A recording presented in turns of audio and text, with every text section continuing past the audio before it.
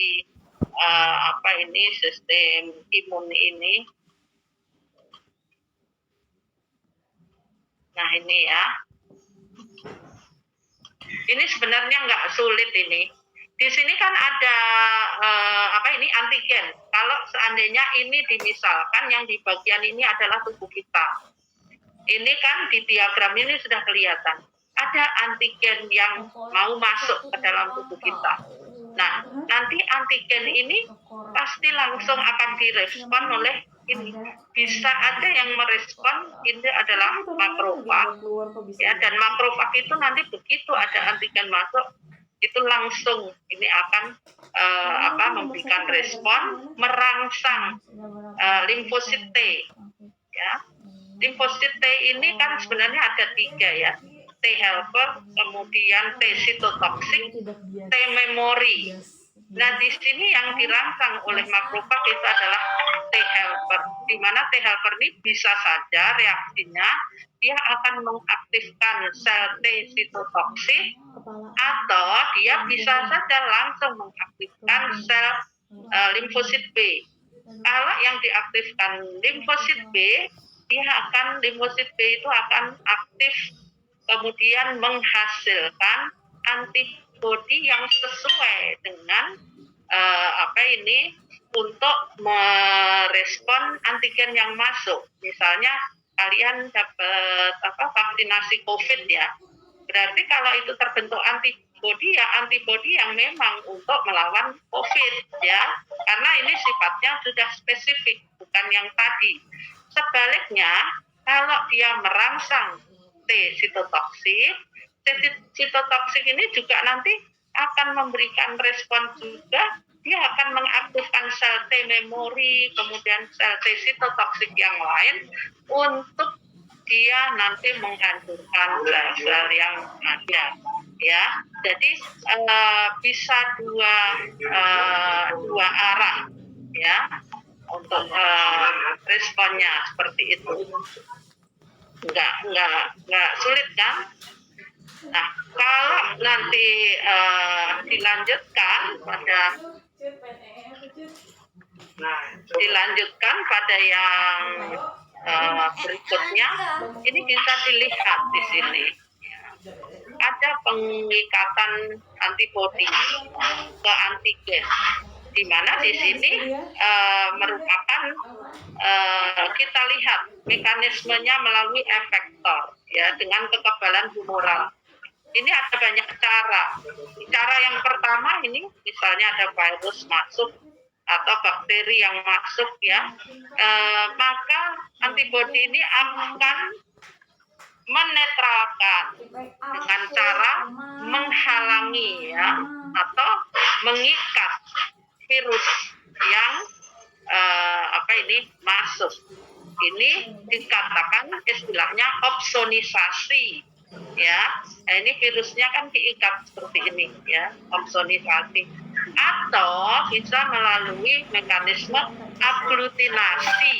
Aglutinasi ini ada partikel-partikel yang mengandung antigen, misalnya mikroba ya atau bakteri, mengikatnya seperti ini dengan cara aglutinasi.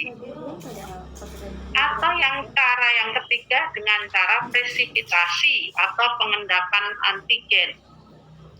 Nah, ketiganya itu nanti tetap saja akan menuju ke makrofag. Makrofag ini nanti melakukan fagositosis. Jadi dia melakukan ada penjuluran sitoplasma ya. Ini masuk, bisa saja yang akibat netralisasi atau aglutinasi atau hasil presipitasi. Ini masuk, kemudian dihancurkan oleh sel makrofag ini secara secara fagositosis ya. Kan ini nanti kalau sudah seperti ini dilingkari atau diselubungi atau masuk ke dalam sel ini, sitoplasmanya langsung begitu menyelubungi seluruhnya, langsung dimatikan. Nah, dalam hal ini ada 2 kemungkinan, bisa saja virus atau bakteri atau antigen yang kalah atau bisa dihandle, dimatikan, bisa saja sel makrofagnya ini yang yang mati. Maka kalau kita vaksinasi itu kan harus kondisi sehat supaya ini sel-sel makrofagnya ini juga kuat. Kalau kitanya nggak sehat, ini juga kan sedang melawan antigen yang lain pasukannya ini, sehingga yang ini bisa saja malah COVID-nya yang menyerang, misalnya itu vaksinasi COVID kemarin ya. Kemudian cara yang lain ini agak berbeda, ini dengan cara melisiskan sel ya. Ini melalui fiksasi komplement atau aktivasi komplement, di mana di sini nanti sudah ada di dalam membran selnya ya, komplement-komplement yang ada ini akan mengakibatkan kerusakan pada dinding pada membran sel, yang akibatnya nanti akan mengakibatkan sel itu bisa mengalami nekrosis atau bisa mengalami lisis ya. Jadi ada banyak cara antigen itu untuk menyerang. Nah ini nanti dilihat sendiri, kalian hafalkan sendiri ya sel-sel yang ada pada sistem imun itu apa saja, kemudian lama atau waktunya sel leukosit itu ada dalam sirkulasi darah atau jaringan itu berapa lama. Kan kemarin mestinya sudah diberikan ya oleh Pak Henry, misalnya sel-sel leukosit itu apa saja gitu.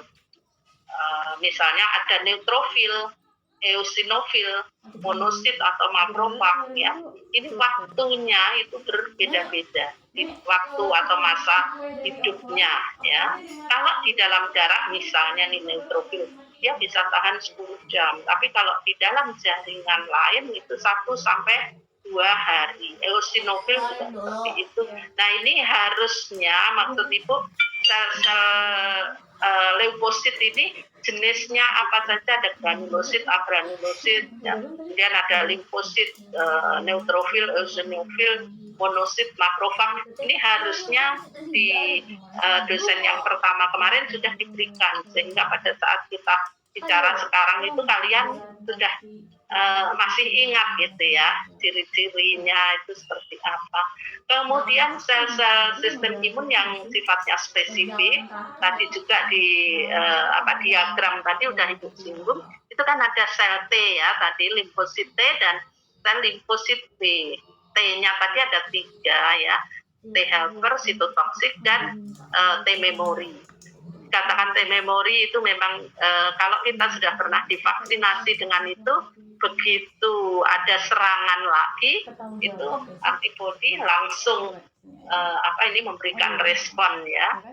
Nah ini dari seluruh yang ada, dari seluruh leukosit yang ada, leukosit normal itu sistem imun spesifiknya ada 60-70%.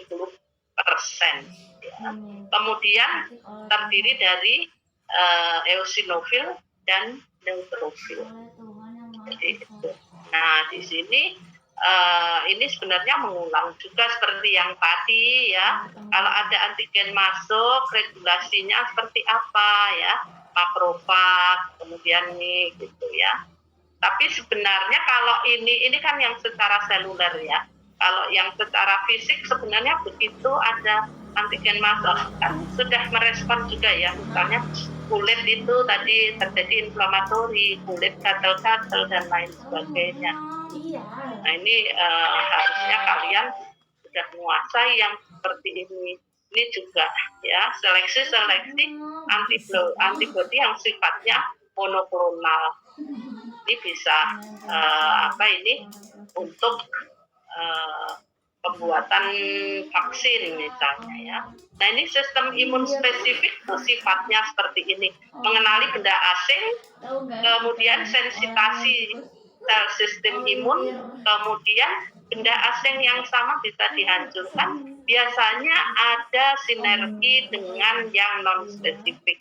Jadi yang spesifik antibodi bersinergi dengan komplement, dengan fagosit, kemudian sel limfosit T itu dengan makrofag misalnya seperti itu ya.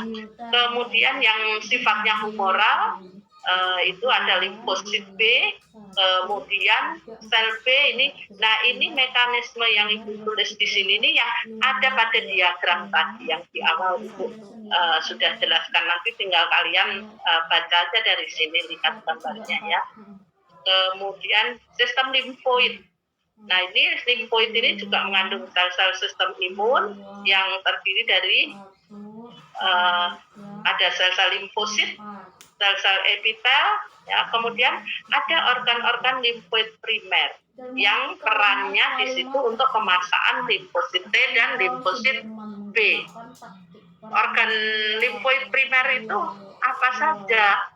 Itu ada timus, kemudian ada bursa Fabricius, ya. Kemudian organ limfoid sekunder ini juga yang mensupport ya untuk menangkap dan mengumpulkan antigen untuk memproduksi antibodi. Ini limfa ya, atau getah bening. Kemudian, nah ini kalau yang belum tahu ya, limfa. Kita semua punya limfa, kemudian mempunyai timus. Ya. Ini prosesnya, perkembangan dari sistem limfosit itu sendiri di dalam tubuh kita. Nah, ini kan limfoid primernya, ya. Kemudian yang di sini ini timus ini membantu untuk pemasakan atau pematangan limfosit T. Jadi sudah lengkap. Ini nanti tinggal dibaca perbedaannya apa antara yang spesifik dan non spesifik ya. Kemudian, nah ini interaksi dari sel T dengan molekul-molekul yang ada di sekitarnya. Interaksinya kan seperti ini. Misalnya di situ ya, seperti yang kita lihat pada gambar A, ini ada antigen yang menyerang masuk ya, nanti akan langsung direspon oleh ini. ABC atau antigen presenting cell ya. Ini sel-sel yang terinfeksi oleh antigen itu. Nah, di situ nanti sel-sel itu akan mengeluarkan ini. Di mana nanti jika ini cocok ya dengan reseptor sel T yang ada, maka ini nanti akan bisa dikendalikan antigen yang masuk ini, ya dihancurkan. Tapi kalau ini tidak cocok, ini kan sifatnya yang spesifik ya. Nah, kalau ini tidak sesuai, ya dia akan lepas. Maka dikatakan siapa yang berperan di sini? Sel T sitotoksik. Yang ini juga sama, tapi di sini yang berperan adalah sel T helper. Maka di sini antigen presenting cell ini memang dia nanti akan dibantu oleh adanya molekul-molekul yang akan menghubungkan dengan antibodi yang ada di dalam tubuh kita, sehingga antigen itu akan bisa ditangkap kemudian dihancurkan secara fagositosis tadi. Itu gambaran mudahnya seperti itu. Yang ini juga sama ya. Jika ada antigen presenting sel atau ABC, ada bakteri yang menyerang, maka dia akan ditangkap oleh sel T reseptor. Nah, nanti dari dalam tubuh kita T helper langsung akan juga membantu ya. Dan di sini makanya disebutnya, kalau di sini mungkin kalian sudah paham ya, kemarin ada cluster differentiation. Cluster differentiation ini macam-macam karena memang sifatnya spesifik, sampai sekitar 200 jenis ya. Ini kebetulan yang 4. Nanti kalau misalnya kanker itu nomor berapa P53 atau apa dan seterusnya. Ya kita nggak perlu menghafalkan ya, baru nanti kalau penelitian kamu itu spesifik ke CD berapa atau interleukin berapa, itu baru dihafalkan betul itu perannya. Ini contoh saja, kita ada cluster differentiation fall, kemudian ditangkap oleh interleukin 2 ya, dan beberapa sitokin yang akan mengaktifkan sel-sel T helper, sel-sel limfosit B, dan sel-sel T sitotoksik. Jadi diingat ini kode-kode gini ya, TH itu T helper, TC ya. Nah nanti kalau yang ditangkap oleh T sitotoksik, dia akan bagaimana? Nah ini akan membentuk sel-sel yang nantinya akan mengeluarkan antibodi yang khusus ini seperti ini ya. Sebaliknya yang sel B juga demikian menghasilkan antibodi yang spesifik. Dari dua ini kan berbeda responnya ya, tapi dua-duanya sama untuk untuk menghancurkan antigen yang masuk. Nah ini juga ya. Nah ini juga contoh saja. Ini kalau ini kan menggunakan CD8 ya. Itu bisa dilihat. Kemudian ini juga sama. Ya ini cara penghancurannya kan sama saja ini ya. Sehingga nanti akan terbentuk antibodi yang seperti apa di dalam tubuh kita.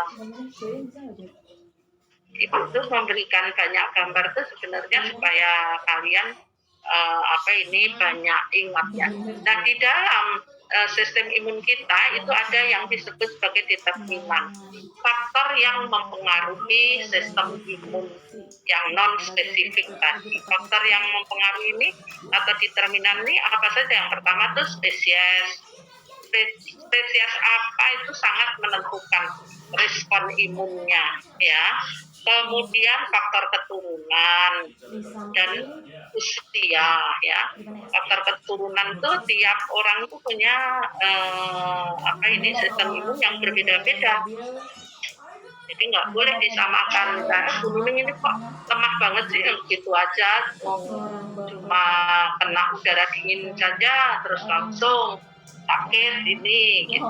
Karena sistem imun kita berbeda-beda dan usia mempengaruhi ya. Ini usianya udah berapa, kalian masih muda.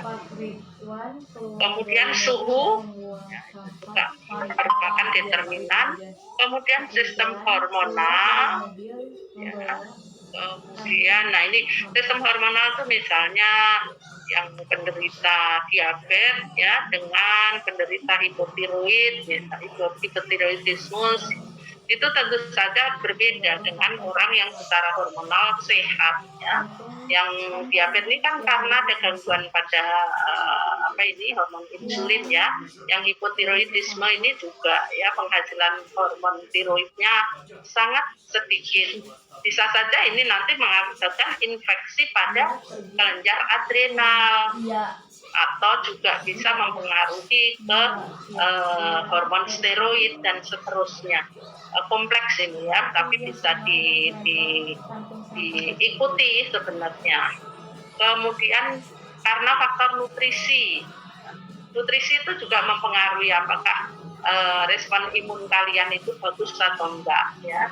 Orang yang pola makannya bagus ya nutrisinya sudah bagus, yang tidak bagus mungkin karena karena kalian sendiri yang makan pilih-pilih atau apa ya, sistem imunnya jangan harap akan bagus. Kemudian jumlah bakteri yang ada di dalam kulit, kemudian di bagian-bagian organ kita, misalnya di usus besar kan kita ada bakteri coli ya, jumlahnya itu harus tertentu. Kalau terlalu banyak juga malah merusak, kurang juga nggak bagus. kadang kalian itu nggak ngerti kan ya kalau dalam buku kalian itu ada bakteri ini ya. Kemudian ini mungkin yang ini nanti Ibu lanjutkan berikutnya saja ya. Ini ada apa ini? Kalau kita diambil darah misalnya ya, kemudian darah itu kita masukkan tabung reaksi di sentrifuge, nanti kan akan terpisah ya. Di bagian atas ini merupakan plasma darah. Kemudian yang di bawah ini unsur-unsur seluler darah. Yang plasma darah itu ya macam-macam kandungannya. Ada air, ada ion-ion yang terkandung pada plasma darah, bisa natrium, kalsium, dan seterusnya. Kemudian di plasma ini ada juga, jangan lupa, ada protein plasma, ada fibrinogen, ya. Kemudian disinilah kenapa Ibu menayangkan ini nih, karena kita tadi bicara antibodi ya, kemudian kalian juga pasti masih ingat kuliah yang lalu ada imunoglobulin, ada berapa macam Ig itu ya. Nah, itu adanya di dalam plasma atau cairan plasma ini yang di dalam darah kita itu 55% itu plasma, 45% itu sel-sel. Sel-sel darah itu apa saja ya? Itu tadi dari kemarin juga Ibu ini eritrosit, leukosit, kemudian ada keping darah ya. Kemudian selain air, ion, kemudian protein plasma termasuk imunoglobulin atau antibodi di situ, di dalam plasma itu ada zat-zat yang memang masih diperlukan untuk metabolisme dalam tubuh kita. Misalnya ada hormon, gas-gas respirasi ya.